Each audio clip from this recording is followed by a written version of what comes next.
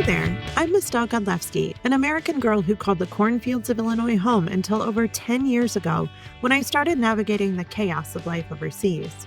If you've ever felt that itch for something more, that whisper telling you to break free from the ordinary, you're in the right place. This podcast is your backstage pass to the wild ride of moving abroad. I'm here to pull back the curtain on the real journey, sharing stories that are funny, dramatic, and sometimes downright unbelievable. We'll explore the gritty details, from battling culture shock and navigating tricky visa processes to celebrating those small victories that make it all worth it.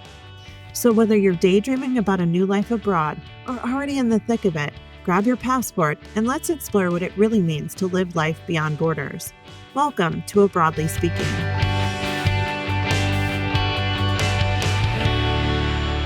Hey there, friend. Welcome to the A Broadly Speaking podcast. My name is Mistel. If you're new here, welcome. If you've been here before, welcome back. Today, we're taking a no BS approach for anyone thinking of moving abroad without losing your mind, your money, or your dignity. We're diving into a topic that doesn't get enough airtime today, but it really should. Essentially, we're going to talk about how to move abroad without being a total asshole. Yeah, I said it, because here's the thing. The dream of moving overseas isn't always as shiny and innocent as it looks on Instagram or the million Facebook groups where everyone's flexing their... If you've ever thought about living abroad or you've already made the leap, you've probably seen the criticism. Even if you follow me on Facebook, you'll see people saying things like expats are gentrifying neighborhoods, or there's heavy accusations of colonizing behavior, or simply that being a person who shows up with zero respect for locals and a gigantic sense of entitlement. It's a really serious conversation, and it's one that we all need to respect and have. In this episode, I'm going to walk you through everything you need to know about showing up the right way, whether you're moving with kids, solo, or just trying to escape the current mess. We're talking language, culture, impact, privilege, taxes, legal stuff, the whole package. Because moving abroad should be a privilege, not an excuse to be a tone-deaf tourist with a suitcase full of ignorance. So stick around. Let's get into it. All right, let's start with a reality check most people don't want to hear. There's this myth floating around. I'm just a traveler. I'm not colonizing anyone. And yeah, that sounds reasonable. You're trying to live your best life. Maybe work remotely, maybe just chill, maybe even contribute to the local economy. But here's the kicker. Intent doesn't erase impact. Westerners, especially Americans, Canadians, and Europeans, have a history, a long, complicated, often ugly history of colonization, extrication, and economic dominance that still echoes in the places we move today. When you land in a low-cost country with a fat bank account, a remote job, or some sort of government check coming in, you're not just another tourist. You're a consumer. You're competing for housing. You're raising prices without even trying. This isn't about blaming you personally. It's about being aware of the system you're stepping into. And that system, it's fragile. Locals don't get to pick up and move to a more affordable country. They don't have the luxury of simply trying it out for 6 months. So even if you're the chillest expat on the block, your presence can cause ripples, driving rent through the roof, shifting neighborhoods, or creating fake local economies geared towards foreigners. This is the reality of gentrification, and yes, it happens abroad too. But it's not just economics. Sometimes it's about culture, showing up like you own the place, expecting the world to bend for your comfort, ignoring those local customs, speaking only English loudly in restaurants or shops, dressing like you're going to a music festival in Coachella instead of respecting local dress culture. It's tone deafness, it's entitlement, and it's exhausting for the people who live there. So if you want to move abroad with any shred of integrity, the moment to get real about your role is right now. It's not about guilt. It's about responsibility. Language is where the respect starts, and I cannot stress this enough. If you're moving somewhere and you don't bother to learn at least the basics of the local language, you're telling the locals loud and clear that you don't care enough to try. But Mistel, I'm so bad at languages. Nope, you're bad at trying. Everyone is bad at languages at first. Everyone sounds ridiculous. Everyone makes mistakes. That's the point. Download Duolingo, go to a local class, make flashcards, practice ordering food in the local cafe. It's the bare minimum. Trying, even badly, is what earns respect. Beyond words, culture is everything.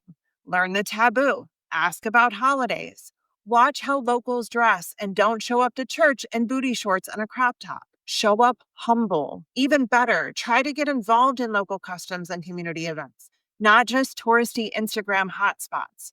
It's a total game changer. Language and culture aren't about performance or quote unquote looking good.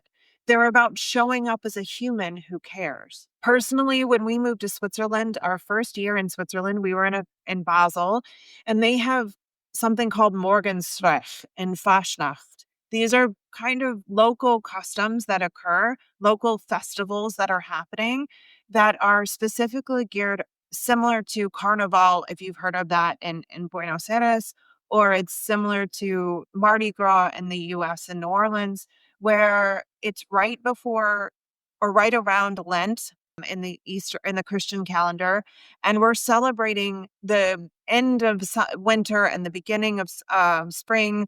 We're celebrating a lot of different things, right? So when we first moved, we went to Morgenstreich.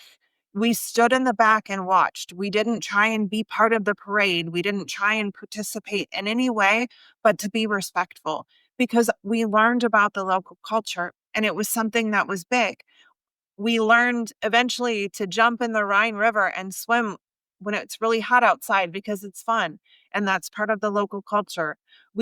I am a fluent German speaker at this point. Now it's been 11 years. My first few years, it was hard to speak German.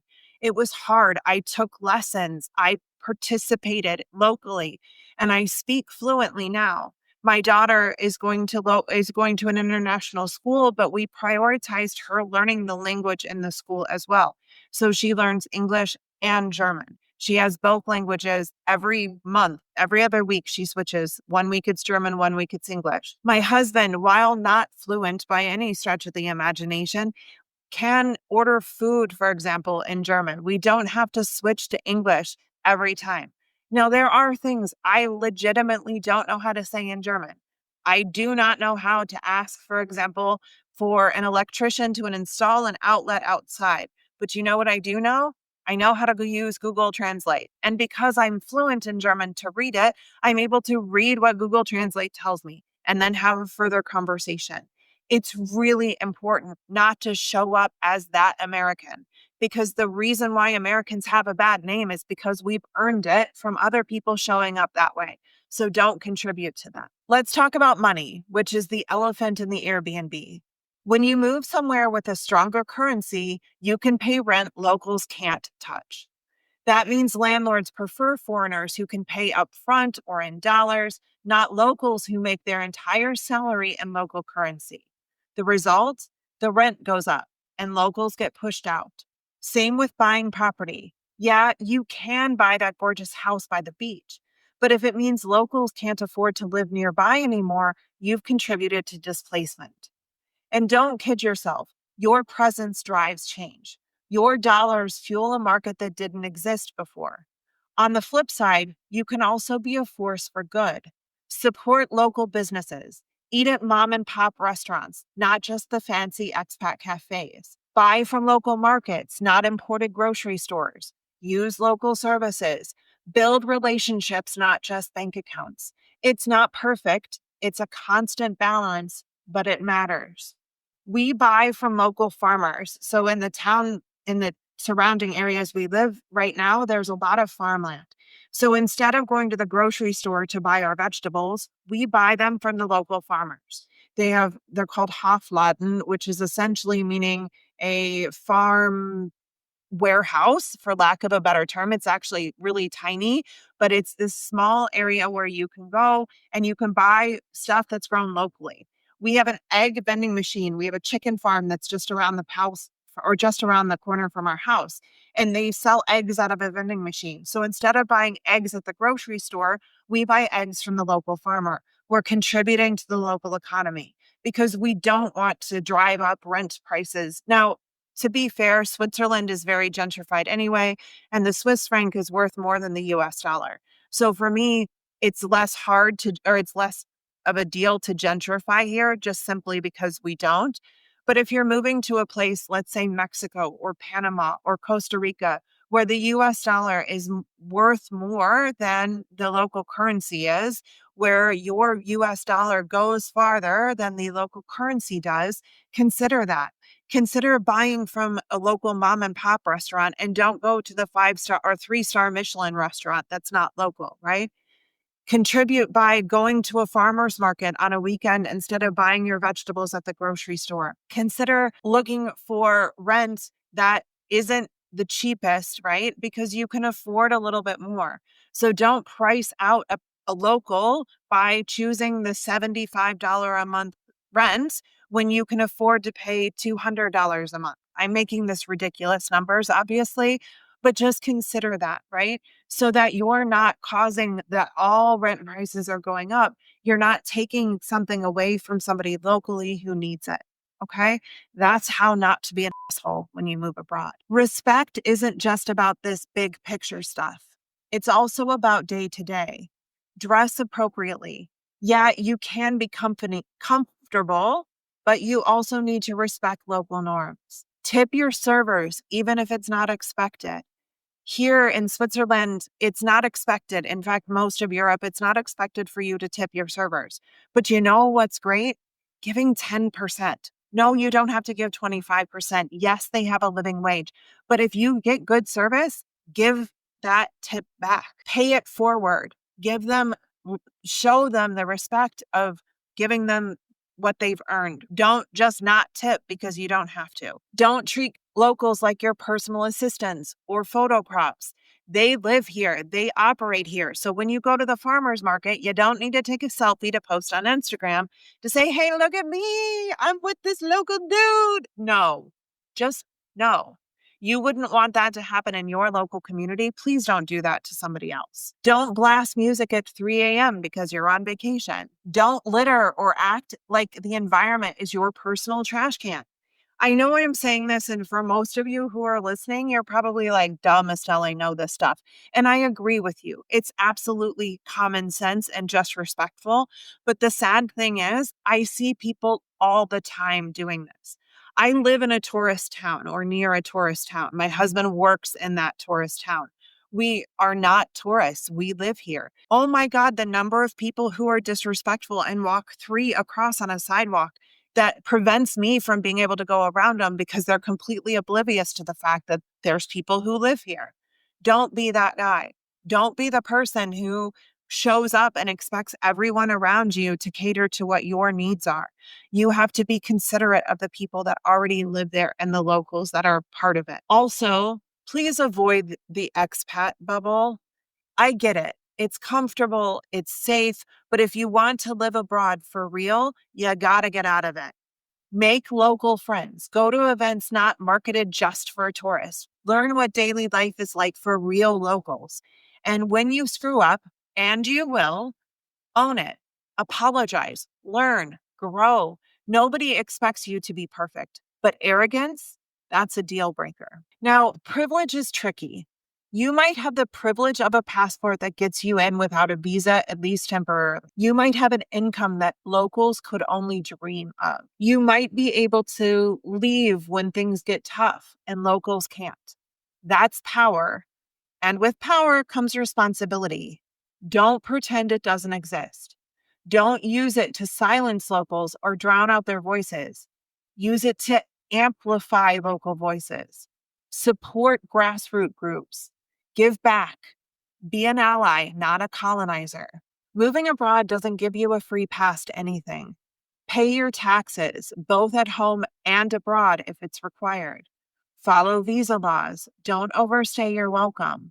Get insurance. Get permits if you're required to. This isn't just about rules, it's about respect for the country, its laws, and its local people. Breaking laws because I'm just passing through or I'm not a local is selfish and short-sighted. You're a guest in their country. at least at the beginning. So act like one. All right, let's get practical. Here's your don't be an asshole checklist. Ready? Learn the local language, at least the minimum basics for now. Research cultural norms and taboos before you move. Support local businesses, not just expat-friendly spots. Tip well and follow local customs around service. Please dress respectably. Avoid living only with other expats and make local friends. Be aware of your financial impact on housing and cost of living. Know what your visa requirements are and don't overstay your visa. Pay your taxes and whatever legal dues are necessary. And own your mistakes, apologize, and learn. Moving abroad really is a privilege. It is also a responsibility.